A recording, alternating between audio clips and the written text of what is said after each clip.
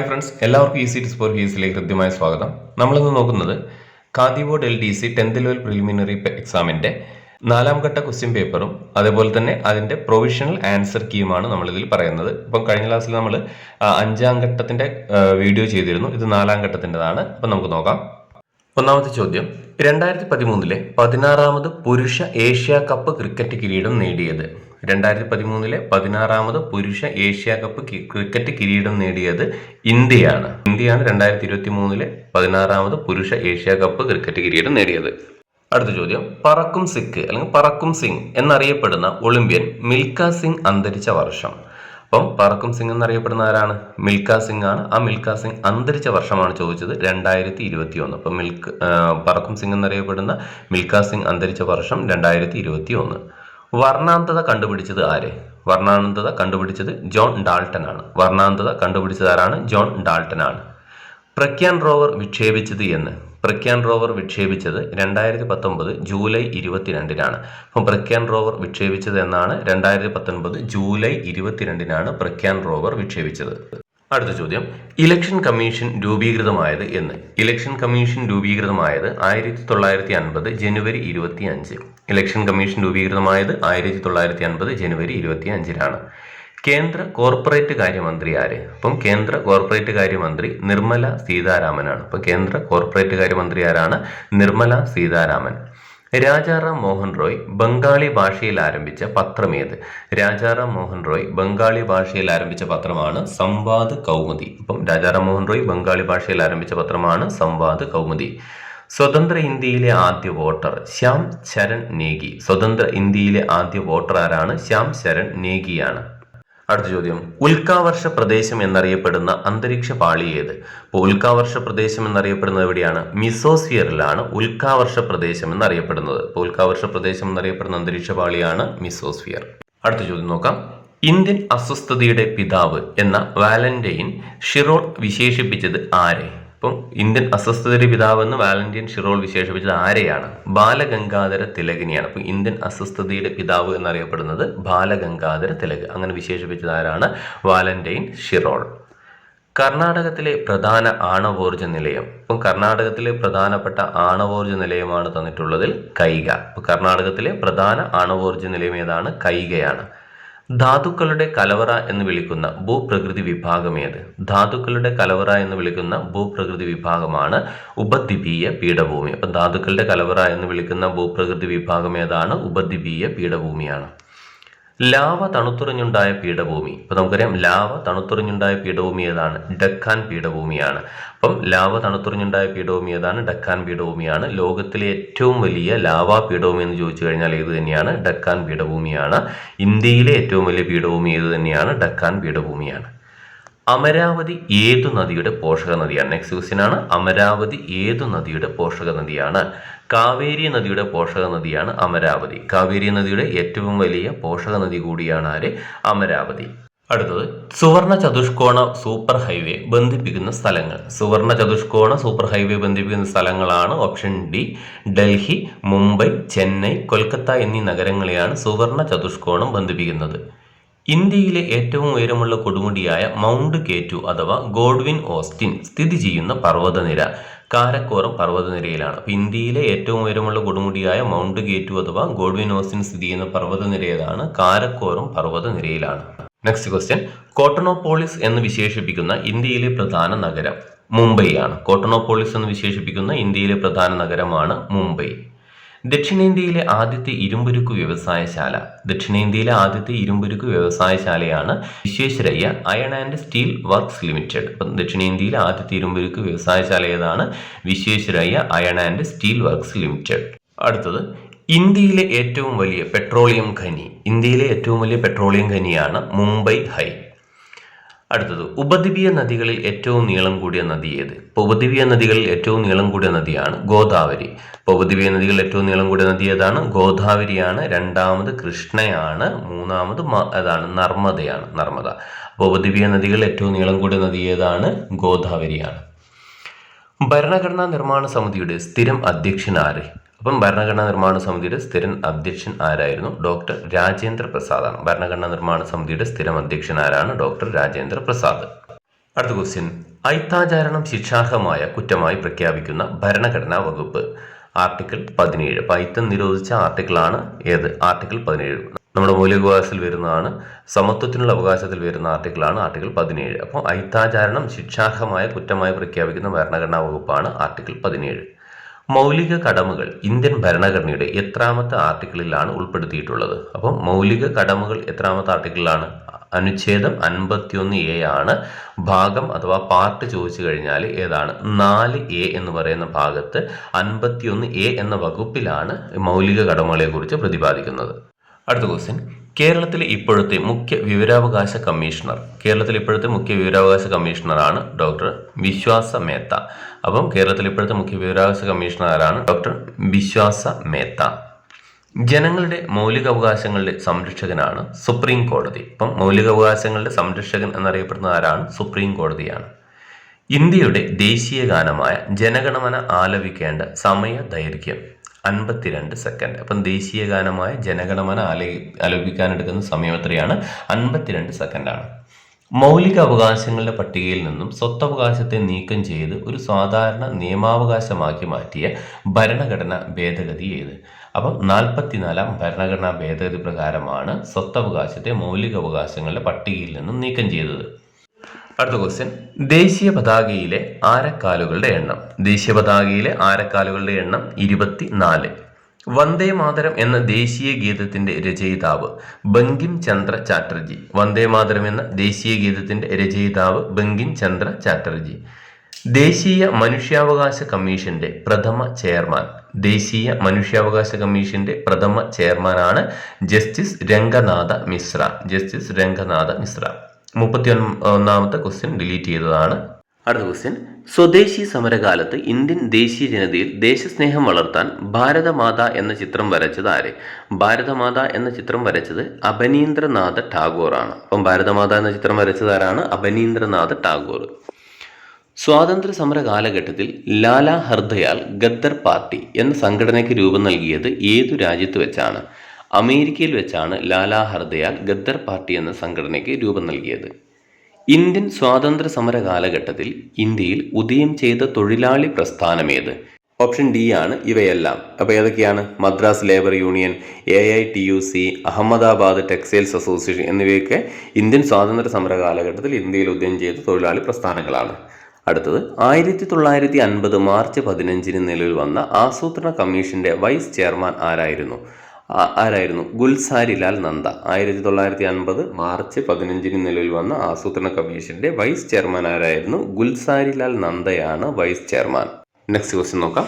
ഇന്ത്യയിൽ 10+2+3 മാതൃകയിൽ വിദ്യാഭ്യാസം നടപ്പിലാക്കാൻ ശുപാർശ ചെയ്ത കമ്മീഷൻ ഏത്? കോത്താരി കമ്മീഷനാണ്. ഇന്ത്യയിൽ 10+2+3 മാതൃകയിൽ വിദ്യാഭ്യാസം നടപ്പിലാക്കാൻ ശുപാർശ ചെയ്ത കമ്മീഷനാണ് കോത്താരി കമ്മീഷൻ. ആരുടെ ജന്മദിനമാണ് ഇന്ത്യയിൽ ദേശീയ വിദ്യാഭ്യാസ ദിനമായി ആചരിക്കുന്നത്? മൗലാന അബ്ദുൽ കലാം ആസാദിന്റെ ജന്മദിനമാണ് ഇന്ത്യയിൽ ദേശീയ വിദ്യാഭ്യാസ ദിനമായി ആചരിക്കുന്നത്. The transfer of power in India ആരുടെ പുസ്തകമാണ്? The transfer of power in India ആരുടെ പുസ്തകമാണ്? VP മേനോന്റെ പുസ്തകമാണ് the transfer of power in India. 1954-1964 കാലഘട്ടത്തിനിടയ്ക്ക് എത്ര IITകൾ ഇന്ത്യയിൽ സ്ഥാപിതമായിട്ടുണ്ട്? അപ്പോൾ എത്രയാണ്? 5 IITകളാണ് 1954-1964 ഈ 10 വർഷ കാലഘട്ടത്തിനിടയിൽ ഇന്ത്യയിൽ സ്ഥാപിതമായിട്ടുള്ള IITകൾ. ഇന്ത്യക്കകത്തും പുറത്തുമുള്ള ഇന്ത്യൻ കലകളുടെ പ്രചാരണം ലക്ഷ്യമിട്ടുകൊണ്ട് ന്യൂഡൽഹി ആസ്ഥാനമാക്കി പ്രവർത്തനം ആരംഭിച്ച സ്ഥാപനമേത്? ലളിതകല അക്കാദമി. അപ്പോൾ ഇന്ത്യക്കകത്തും പുറത്തുമുള്ള ഇന്ത്യൻ കലകളുടെ പ്രചാരണം ലക്ഷ്യമിട്ടുകൊണ്ട് ന്യൂഡൽഹി ആസ്ഥാനമാക്കി പ്രവർത്തനം ആരംഭിച്ച സ്ഥാപനമാണ് ലളിതകല അക്കാദമി. നെക്സ്റ്റ് ക്വസ്റ്റ്യൻ, മലയാളത്തിലെ ആദ്യ വ്യാകരണ ഗ്രന്ഥം തയ്യാറാക്കിയത്? ആഞ്ചലോസ് ഫ്രാൻസിസ്. അപ്പോൾ മലയാളത്തിലെ ആദ്യ വ്യാകരണ ഗ്രന്ഥം തയ്യാറാക്കിയത് ആരാണ്? ആഞ്ചലോസ് ഫ്രാൻസിസ് ആണ്. ചാന്നാർ ലഹള നടന്ന വർഷം ഏത്? 1859. ചാന്നാർ ലഹള നടന്ന വർഷം 1859 ചാന്നാർ ലഹള നടന്നത്. വാദിക്കാനും ജയിക്കാനുമല്ല, അറിയാനും അറിയിക്കാനുമാണ്. ആരുടെ പ്രശസ്തമായ വാക്കുകളാണത്? ശ്രീനാരായണ ഗുരുവിന്റെ വാക്കുകളാണ്. വാദിക്കാനും ജയിക്കാനുമല്ല, അറിയാനും അറിയിക്കാനുമാണ്. ഗുരുവായൂർ സത്യാഗ്രഹം നടന്നത് ആരുടെ നേതൃത്വത്തിലാണ്? K. കേളപ്പന്റെ നേതൃത്വത്തിലാണ് ഗുരുവായൂർ സത്യാഗ്രഹം നടന്നത്. അപ്പം ഗുരുവായൂർ സത്യാഗ്രഹം നടന്നത് ആരുടെ നേതൃത്വത്തിലാണ്? K. കേളപ്പന്റെ നേതൃത്വത്തിലാണ്. നെക്സ്റ്റ് ക്വസ്റ്റ്യൻ, ഗാന്ധിജിയും അരാജകത്വവും എന്ന ഗ്രന്ഥം രചിച്ചതാരെ? സി ശങ്കരൻ നായർ. ചേറ്റൂർ ശങ്കരൻ നായരാണ് ഗാന്ധിജിയും അരാജകത്വവും എന്ന ഗ്രന്ഥം രചിച്ചത്. തിരുവിതാംകൂറിൽ രാഷ്ട്രീയ പ്രക്ഷോഭങ്ങൾക്ക് തുടക്കം കുറിച്ച സംഭവമേത്? മലയാളി മെമ്മോറിയൽ. തിരുവിതാംകൂറിൽ രാഷ്ട്രീയ പ്രക്ഷോഭങ്ങൾക്ക് തുടക്കം കുറിച്ച സംഭവമാണ് മലയാളി മെമ്മോറിയൽ. മലബാറിൽ ദേശീയ പ്രക്ഷോഭങ്ങൾക്ക് നേതൃത്വം നൽകിയ വനിതയാരെ? എ വി കുട്ടിമാളു അമ്മ. മലബാറിൽ ദേശീയ പ്രക്ഷോഭങ്ങൾക്ക് നേതൃത്വം നൽകിയ വനിതയാരെ? എ വി കുട്ടിമാളു അമ്മ. സ്വാതന്ത്ര്യാനന്തരം കേരളത്തെ ഒരു പ്രത്യേക സംസ്ഥാനമായി പുനഃസംഘടിപ്പിക്കണമെന്ന പ്രമേയം അവതരിപ്പിച്ച സംസ്ഥാന കോൺഗ്രസ് സമ്മേളനം നടന്ന സ്ഥലമേത്? പയ്യന്നൂർ. സ്വാതന്ത്ര്യാനന്തരം കേരളത്തെ ഒരു പ്രത്യേക സംസ്ഥാനമായി പുനഃസംഘടിപ്പിക്കണമെന്ന പ്രമേയം അവതരിപ്പിച്ച സംസ്ഥാന കോൺഗ്രസ് സമ്മേളനം നടന്ന സ്ഥലമാണ് പയ്യന്നൂർ. നെക്സ്റ്റ് ക്വസ്റ്റ്യൻ, തിരുവിതാംകൂറിൽ മുസ്ലിം മഹാജനസഭ സ്ഥാപിച്ചതാര്? വക്കം അബ്ദുൽ ഖാദർ മൗലവി. തിരുവിതാംകൂറിൽ മുസ്ലിം മഹാജനസഭ സ്ഥാപിച്ചതാര്? വക്കം അബ്ദുൽ ഖാദർ മൗലവി. കോഴിക്കോട് ഉപ്പ് സത്യാഗ്രഹത്തിന് നേതൃത്വം നൽകിയതാര്? മുഹമ്മദ് അബ്ദുറഹ്മാൻ സാഹിബ്. കോഴിക്കോട് ഉപ്പ് സത്യാഗ്രഹത്തിന് നേതൃത്വം നൽകിയതാര്? മുഹമ്മദ് അബ്ദുറഹ്മാൻ സാഹിബ്. കേരളത്തിലെ ഏറ്റവും വലിയ ജില്ല ഏത്? ഇടുക്കി. കേരളത്തിലെ ഏറ്റവും വലിയ ജില്ല നിലവിലേതാണ്? ഇടുക്കിയാണ്. കേരളത്തിന്റെ ഖാദി ഗ്രാമ വ്യവസായങ്ങളുടെ ചുമതലയുള്ള മന്ത്രി ആര്? പി രാജീവ്. കേരളത്തിന്റെ ഖാദി ഗ്രാമ വ്യവസായങ്ങളുടെ ചുമതലയുള്ള മന്ത്രി ആര്? പി രാജീവ്. കേരള സ്പോർട്സ് കൗൺസിലിന് രൂപം നൽകിയതാര്? ഗോദവർമ്മ രാജ. അപ്പം കേരള സ്പോർട്സ് കൗൺസിലിന് രൂപം നൽകിയതാരാണ്? ഗോദവർമ്മ രാജയാണ് കേരള സ്പോർട്സ് കൗൺസിലിന് രൂപം നൽകിയത്. അടുത്തത്, പശ്ചിമഘട്ടത്തിൽ മഴനിഴൽ പ്രദേശത്ത് സ്ഥിതി ചെയ്യുന്ന കേരളത്തിലെ ഏക വന്യജീവി സങ്കേതം? ചിന്നാർ. പശ്ചിമഘട്ടത്തിലെ മഴനിഴൽ പ്രദേശത്ത് സ്ഥിതി ചെയ്യുന്ന കേരളത്തിലെ ഏക വന്യജീവി സങ്കേതമാണ് ചിന്നാർ. കേരളത്തിലെ മഴനിഴൽ പ്രദേശം എന്നറിയപ്പെടുന്നത് എന്ത് തന്നെയാണ്? ചിന്നാറാണ്.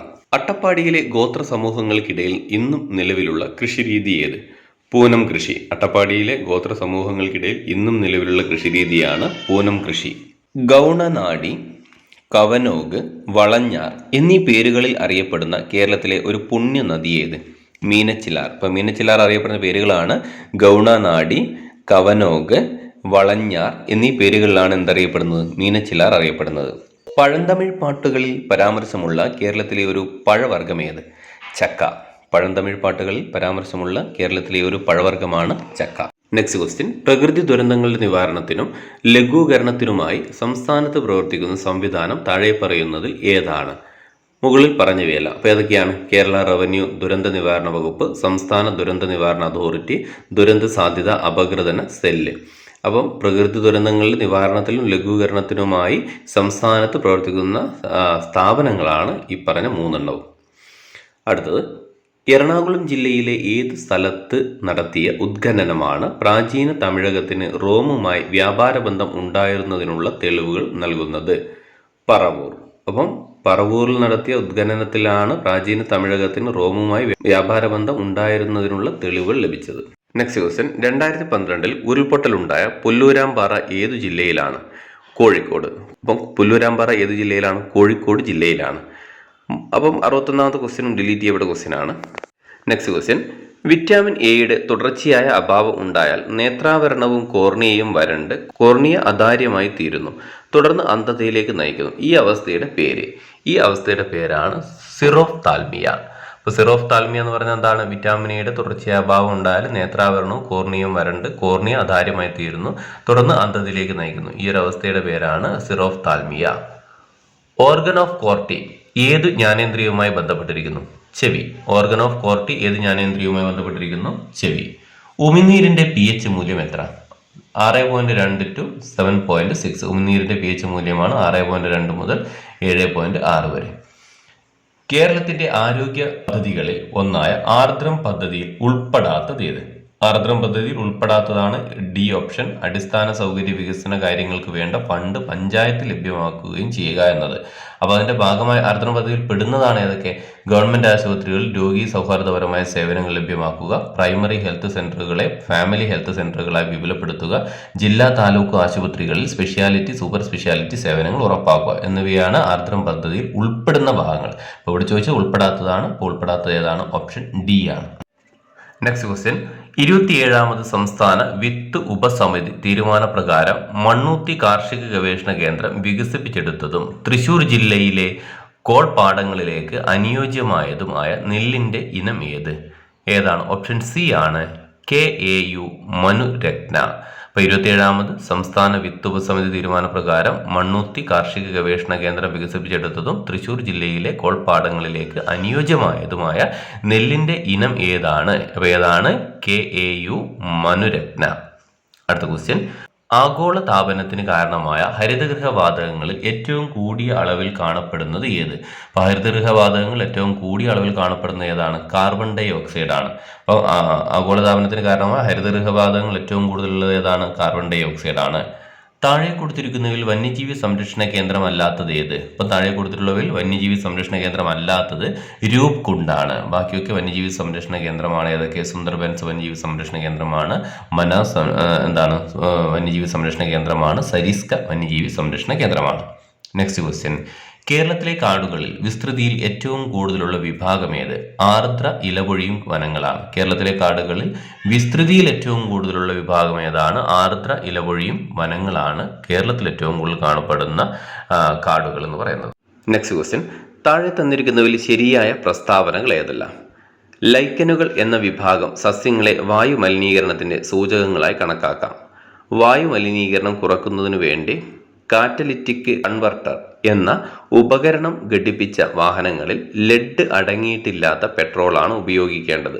കാറ്റലിറ്റിക് കൺവെർട്ടറുകളിൽ ഉൽപ്രേരകമായി ഉപയോഗിക്കുന്ന ലോഹമാണ് മെർക്കുറി. ഇപ്പം താഴെ തന്നിട്ടുള്ളതിൽ ശരിയായ പ്രസ്താവനയാണ് ചോദിച്ചത്. 1ഉം 2ഉം ആണ് ശരിയായ പ്രസ്താവന. അപ്പം അതിൽ ശരിയല്ലാത്ത പ്രസ്താവന മൂന്നാമത്തതാണ് എന്ത്? കാറ്റലിറ്റിക് കൺവെർട്ടറുകളിൽ ഉൽപ്രേരകമായി ഉപയോഗിക്കുന്ന ലോഹമാണ് മെർക്കുറി എന്നത് തെറ്റാണ്. ബാക്കി രണ്ടും ശരിയായ പ്രസ്താവനയാണ്. അടുത്തത്, ആറ്റത്തിലെ ചാർജ് ഇല്ലാത്ത കണമായ ന്യൂട്രോണിനെ കണ്ടെത്തിയ ശാസ്ത്രജ്ഞൻ ആരാണ്? ജെയിംസ് ചാഡ്വിക് ആണ്. അപ്പോൾ ആറ്റത്തിലെ ചാർജ് ഇല്ലാത്ത കണമായ ന്യൂട്രോണിനെ കണ്ടെത്തിയത് ആരാണ്? ജെയിംസ് ചാഡ്വിക് ആണ്. അയിരുകളെയും ധാതുക്കളെയും സംബന്ധിച്ച് ശരിയായ പ്രസ്താവനകൾ ഏതല്ല? അപ്പം ശരിയായ പ്രസ്താവന 1ഉം 2ഉമാണ്. അപ്പോൾ ഏതൊക്കെയാണ് ശരിയായ പ്രസ്താവന? എല്ലാ അയിരുകളും ധാതുക്കളാണ്, എല്ലാ ധാതുക്കളും അയിരുകളല്ല. അപ്പം ഇത് രണ്ടും ശരിയായ പ്രസ്താവനയാണ്. അപ്പം 1ഉം 2ഉം ശരിയായ പ്രസ്താവനയാണ്. നെക്സ്റ്റ് ക്വസ്റ്റ്യൻ, മനുഷ്യന് കേൾക്കാൻ കഴിയുന്ന ശബ്ദത്തിന്റെ ആവൃത്തിയുടെ താഴ്ന്ന പരിധി എത്രയാണ്? 20 ഹെർട്സ്. അപ്പം മനുഷ്യന്റെ ശ്രവണ പരിധി എന്ന് പറഞ്ഞാൽ 20 ഹെർട്സ് ടു 20,000 ഹെർട്സ് ആണ്, നമുക്കറിയാം. അപ്പോൾ മനുഷ്യന് കേൾക്കാൻ കഴിയുന്ന ശബ്ദത്തിന്റെ ആവൃത്തി എന്ന് പറയുന്നത് താഴ്ന്ന പരിധിയാണ് എത്ര? 20 ഹെർട്സ്. അടുത്തത്, പ്രവൃത്തിയുടെ യൂണിറ്റ് എത്രയാണ്? ഏതാണ്? ജൂളാണ് പ്രവൃത്തിയുടെ യൂണിറ്റ്. പ്രവൃത്തിയുടെ യൂണിറ്റ് ഏതാണ്? ജൂള്. തന്മാത്രകളുടെ സ്ഥാനമാറ്റം മുഖേന താപം പ്രേക്ഷണം ചെയ്യപ്പെടുന്ന രീതിയാണ് സംവഹനം. തന്മാത്രകളുടെ സ്ഥാനമാറ്റം മുഖേന താപം പ്രേക്ഷണം ചെയ്യപ്പെടുന്ന രീതി ഏതാണ്? സംവഹനമാണ്. വസ്തു ഒരു തുലന സ്ഥാനത്തെ ആസ്പദമാക്കി ഇരുവശങ്ങളിലേക്കും ചലിക്കുന്നതാണ് ദോലനം. വസ്തു ഒരു തുലന സ്ഥാനത്തെ ആസ്പദമാക്കി ഇരുവശങ്ങളിലേക്കും ചലിക്കുന്നതാണ് ദോലനം. അടുത്തത്, ചുവടെ കൊടുത്തിരിക്കുന്നവയിൽ കൂട്ടത്തിൽ പെടാത്തത് കണ്ടെത്തി എഴുതുക. അപ്പോൾ കൂട്ടത്തിൽ പെടാത്തത് ഏതാണ്? കൽക്കരിയാണ് കൂട്ടത്തിൽ പെടാത്തത്. അപ്പോൾ ചുവടെ കൊടുത്തിട്ടുള്ളവയിൽ കൂട്ടത്തിൽ പെടാത്തത് ഏതാണ്? കൽക്കരി. അപ്പോൾ നമ്മൾ സയൻസ് GK പാർട്ടുകൾ മാത്രമാണ് ഇതിൽ ഉൾപ്പെടുത്തിയിട്ടുള്ളത്. കറണ്ട് അഫയേഴ്സ് GK സയൻസ് പാർട്ടുകളാണ് ഉൾപ്പെടുത്തിയിട്ടുള്ളത്. മാത്സ് ഇംഗ്ലീഷ് ഭാഗങ്ങൾ ഉൾപ്പെടുത്തിയിട്ടില്ല. അപ്പം ഈ ഭാഗങ്ങൾ കൃത്യമായിട്ട് പഠിക്കുക. വരുന്ന എക്സാമുകളിൽ പ്രീവിയസ് ക്വസ്റ്റ്യൻസ് ഒക്കെ കടന്നു വരാറുണ്ട്. ഈ ഭാഗങ്ങളിൽ ചോദിച്ച ചില ക്വസ്റ്റ്യൻസ് ഈ അടുത്ത് നടന്ന UPSC എക്സാമിന് ചോദിച്ചിട്ടുണ്ട്, കൃത്യമായിട്ട് ചോദിച്ചിട്ടുണ്ട്. സെയിം ക്വസ്റ്റ്യൻ തന്നെ ചോദിച്ചിട്ടുണ്ട്. കോഴിക്കോടിൽ ഉപ്പുസത്യാഗ്രഹത്തിന് നേതൃത്വം നൽകിയതൊക്കെ ഈ ഭാഗത്തുനിന്ന് റിപ്പീറ്റ് ചെയ്ത ചോദ്യങ്ങളാണ്. അപ്പം പ്രീവിയസ് ക്വസ്റ്റ്യൻസ് നന്നായി പഠിക്കുന്നത് വരുന്ന എക്സാമുകളിൽ പ്രിപ്പയർ ചെയ്യുന്ന ആൾക്കാർക്ക് വളരെ ഗുണകരമായിരിക്കും. നിങ്ങൾക്ക് വീഡിയോ ഇഷ്ടപ്പെട്ട് കഴിഞ്ഞാൽ ചാനൽ തീർച്ചയായിട്ടും സബ്സ്ക്രൈബ് ചെയ്യുക. നിങ്ങളുടെ സപ്പോർട്ടുകൾ, വിലയേറിയ സപ്പോർട്ടുകൾ കമൻറ്റായും അതുപോലെ തന്നെ ലൈക്കുകളായും ഷെയറുകളായും രേഖപ്പെടുത്തുമല്ലോ. അപ്പം മറ്റൊരു വീഡിയോയുമായി വീണ്ടും കാണാം. അപ്പോൾ എല്ലാവർക്കും ഗുഡ് ബൈ.